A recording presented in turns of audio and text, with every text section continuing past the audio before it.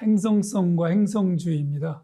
인류가 기후위기를 맞이해서 미중유의 그러한 어려운 상황에 놓여 있습니다. 그런데 이런 어려운 상황에서 인문사회과학 또는 철학, 정치학 쪽에서 이걸 넘기 위해서는 어떻게 해야 되는가를 둘러싼 학술적인 담론, 그런 것들이 적지 않은데 그 중에 지구를 행성 차원에서 접근하고 해석하고 해법을 모색해보는 그런 논의들을 오늘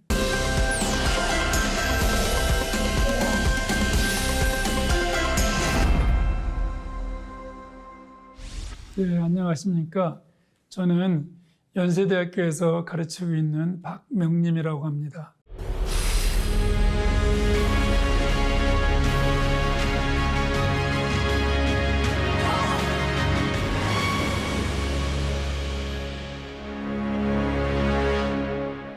제가 오늘 드릴 말씀은 우리 시대의 세계와 한국에서 가장 중요한 변화 또 현상 중에 하나는 기후위기라고 할 수 있을 것 같습니다. 이 기후위기에 대해서 인문학과 철학, 정치학 분야에서는 어떻게 대응하고 있는지 하는 문제를 살펴보려고 합니다. 섹션이 오늘의 철학과 담론이기 때문에 이러한 기후변화나 기후위기에 대해서 제가 잘 모르는 자연과학적인 영역이 아니고 철학 그리고 인문학, 사회과학 분야의 말씀을 드려보려고 합니다. 스피노자의 철학은 오늘날 저희가 인간 사회와 자연의 질서를 이해하는데 하나의 단초가 될 수 있을 것 같습니다. 보다 조금 적확한 것은 칸트가 얘기하는 반사회적 사회성입니다. 저 용어나 그동안의 반사회적 사회성의 학문적 논의 지평에 비춰봤을 때 왜 그 행성이나 행성성을 이야기하는 또 인간과 자연의 연결성을 이야기하면서 갑자기 임마누엘 칸트의 반사회적 사회성을 들고 올까 의아하실 수도 있을 것 같습니다. 그런데 이번에 이 인간과 자연에 대한 칸트의 여러 저작들을 정밀하게 이번에 독해하면서 그거에 한 중심 개념이 이 반사회적 사회성이라는 것을 발견할 수 있었습니다. 반사회적 사회성은 그 인간과 사회, 개인과 공동체 사이를 어떻게 하면 조화롭고 또 그 평화로우면서도 동시에 건강하게 그 발전할 수 있는가, 그것을 밝힌 핵심적인 이론입니다. 임마누엘 칸트에 따르면 반사회적 사회성은 인간의 본성입니다. 한편에서는 인간은 사회로부터 멀어져서 독자적으로 독립적으로 존재하려고 하고, 다른 한편에서는 또 그 사회 타인들과 함께 살아가려고 하는 두 가지 속성을 같이 갖고 있는데, 이 두 가지 속성의 경쟁, 갈등, 긴장 속에서 한편으로는 발전도 하고 다른 한편에서는 경쟁도 하고 한편에서는 투쟁도 하고 한편에서는 공존도 한다는 그런 그 개념이라고 말씀드릴 수 있습니다. 근데 전자를 반사회성을 근본학으로 설명할 때 보면 칸트는 인간 자연 본성, 이렇게 해서 인간 본성 그래도 인간과 자연의 결합인데 인간 자연 본성 그래서 훨씬 더 이거를 강조하는 것을 발견할 수 있습니다. 이 둘은 분리할 수 없다. 반사회성만 존재해서도 안 되고 사회성만 존재해서도 안 된다는 것입니다. 그런데 최근 연구는 이 말을 처음 쓴 사람이 몽테뉴라는 것을 발견을 해내고 있습니다. 칸트 철학에 대한 깊은 연구를 통해서. 근데 칸트는 몽테뉴를 아주 정독을 했다는 게 정설이죠. 개인적으로도 굉장히 좋아해서 저 문장이 그대로 와 있습니다. 그대로. 근데 PPT에는 나타나지 않습니다만 칸트의 평화에 대한 저작이나 이런 거를 많이 연구한 사람들은 바텔이나 제임스 메디슨 이런 사람들로부터 칸트가 얼마나 이 침묵의 인용, 그들의 표현으로는 침묵의 인용을 통해서 개념이나 문장이나 이 구문을 무더기로 갖고 왔는지에 대해서 연구하면서 깜짝 놀라고 있습니다. 근데 그거는 이제 칸트의 사유가 거기에 도달했을 때 그거를 활용한다는 것이 칸트를 표절을 했다고 비판하지는 않습니다. 물론 이 반사회적 사회성도 몽테뉴를 인용하고 있지는 않습니다. 그러나 표현도 완벽히 동일하고 설명하려고 하는 내용도 같습니다. 이 반사회적 사회성의 두 번째는 개인과 공동체를 국가 단위로 확대하고 있습니다. 그래서 여기서 이제 칸트는 공화국의 원리를 찾아냅니다. 공화국의 원리. 서로 다르지만 연맹, 사회성을 통해서 공존을 하려고 하면 거기에 적대와 연대가 함께 있으면서 평화를 안출할 수 있다. 이것은 즉 갈등의 생산적 기능, 적대의 건설적 기능, 이렇게 해서 칸트로부터 그 뒤에는 이제 게오르그 짐멜, 그 이후로는 루이스 코저까지 이어지는 굉장히 중요한 갈등이 오히려 평화의 토대가 된다는, 그리고 칸트 이전에는 마키아벨리가 이거를 또 잘 설명하고 있었어요. 그런데 세 번째 문제로 넘어가야 될 것 같습니다. 그것은 뭐냐면 이 세 번째, 이 국가와 세계의 차원에서 똑같이 국가의 반세계성과 세계성이 결합했을 때 자유공화국 연방을 통해서 평화로 도출되는 것을 칸트는 제시하고 있습니다.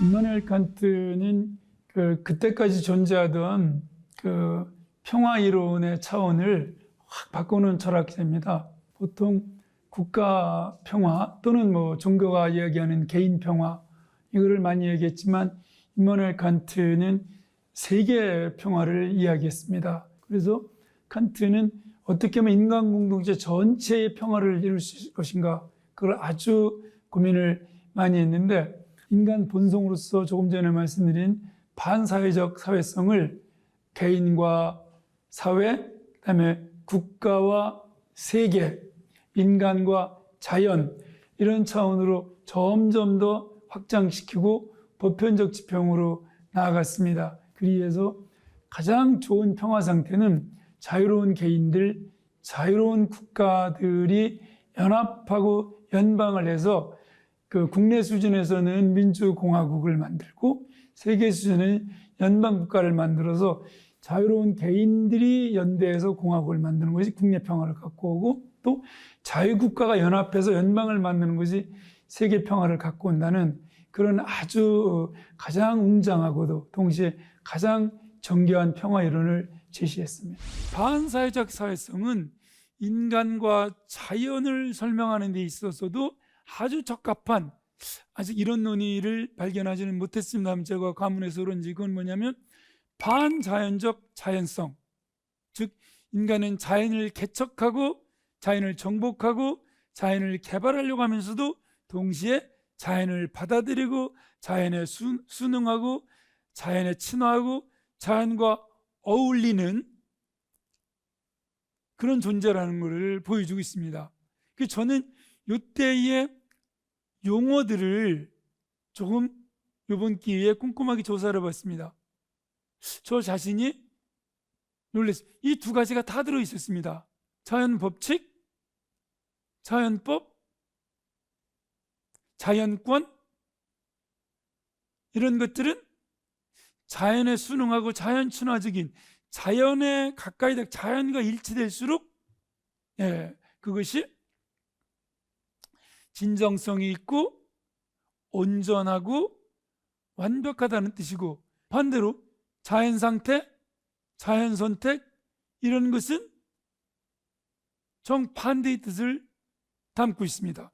인위성 또는 초자연성에 반대라는 점에서 그 당시에 인류의 가장 중요한 사유를 결정했던 개념들이 이미 반자연적 자연성 중에 어떤 그런 반자연성에, 즉 인간들의 자기성에 어떤 것들은 있음으로 스스로 그러함이라는 자연성이 일치하는 두 개로 분리되는 것을 알 수 있었습니다.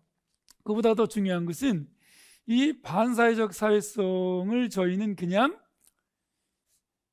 이 둘 사이의 항쟁으로만 이해를 해왔는데, 이번에 꼼꼼하게 보니까 이걸 말하려고 하는 칸트가 이 전부가 주어가 자연이었습니다. 반사회적 사회성을 수단으로 사용하는 주어도 자연이고, 인간성의 모든 소질을 완전히 개발시키도록 해준다는 것도 자연이고, 인류의 완전한 시민적 통합을 목표로 한 주어도 자연이고, 그러면 반사회적 사회성의 최저 심급이나 근본 출발 기반은 자연이다. 말을 바꾸면 반사회적 사회성의 근본 원리는 자연의 주도성 또는 자연의 허용을 받거나 최소한 인간이 자연 내의 존재로 인해서 가능하다. 제가 칸트를 전공하지는 않았지만 이것은 그동안의 반사회적 사회성의 사회성, 인간적인 측면 또는 이성적인 측면만 강조해둔 해석들이 오류가 아닌가 하는 그런 생각을 하게 됐습니다. 그래서 이 지금 기후 위기를 맞이해서 칸트의 재해석 중에 굉장히 중요한 게 반사회적 사회성의 자연적인 측면을 새롭게 독해내는 것이 아닐까 싶습니다. 이제 요즘 논의를 주도하고 있는 학자들을 말씀드려 보도록 하겠습니다. 그것은 스피박을 말씀을 드려야 될 것 같아요. 스피박은 뭐 다른 경우에도 논의됐지만 오늘 말씀드리는 것은 조금 다른 차원입니다. 그러니까 스피박은 이 지구를 덮어쓰기 위해서 행성을 제시한다. 지구가 존재하는데 지구를 덮어쓰기 위해서 행성과 행성 개념을 제시한다는 것은 이것은 조금 의미가 있을 것 같습니다. 세계나 대지나 지구는, 특히 지구는 동일한 시스템의 교류가 어디에나 존재하는 현상인데, 행성적 사유, 행성적 척도나 스케일에 오면 이거는 우리가 다른 것, 세계나 대지나 지구를 나누듯이 그렇게 나누어지지 않은 자연적 공간인데 이걸로 덮어쓰자. 그럴 때 이 행성은 다름, 타자성의 종들이 안에 들어있어서 다른 시스템에 속함에도 불구하고 우리가 빌려서 살고 있는 것이다. 빌려서. 그게 바로 행성이다. 이 빌려서 살고 있다는 것을 이제 스피박은 강조하려고 하는데요. 스피박은 오늘날 얼마 전까지만 해도 탈신빙 남론의 아주 주요한 학자였습니다. 지금은 이 행성과 행성적 문제의식에 대해서 주목할 만한 연구와 발언을 많이 하고 있는데요. 스피박이 말하려고 하는 핵심은 서로 다름, 타자성, 이질감과 이질성을 인정하는 문제입니다. 같은 것을 너무 세계 차원에서, 지구적 차원에서 동질을 하고 균질을 하려고 하지 말고 다름과 타자성을 인정하고, 왜냐하면 그 서로 다른 것들 사이에서는 전이되거나 번역할 수 없는 불가능한 고유한 속성들이 있습니다. 그래서 그거를 인정하는, 번역 불가능성, 전이 불가능성을 인정해서 다름과 타자성을 서로 존중해주는 그런 공존, 그걸 추구하는 것이 스피박이 말하는 이런 그 행성성의 핵심 문제의식이라고 할 수 있습니다. 이것은 그 행성을 천문학적인 정의처럼 지구 밖 외부의 우주적 관점에서 보기보다는 이 지구를 행성성을 갖는 행성으로 볼 때에 안에 있지만 이질성에 그 주목을 해서 서로 다른 종이 다름을 유지한 채 빌려서 살아갈 수 있다. 항상 이 인간 중심, 사회 중심으로 접근하는 게 아니고, 스피박이 보기에 현재의 그러면 이 대지적이고 지구적인 접근은 무엇이 문제냐?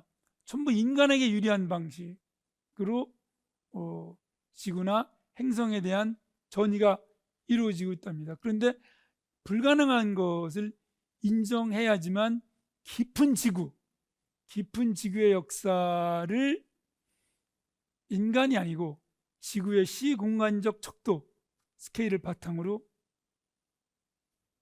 이해할 수 있다는 것입니다.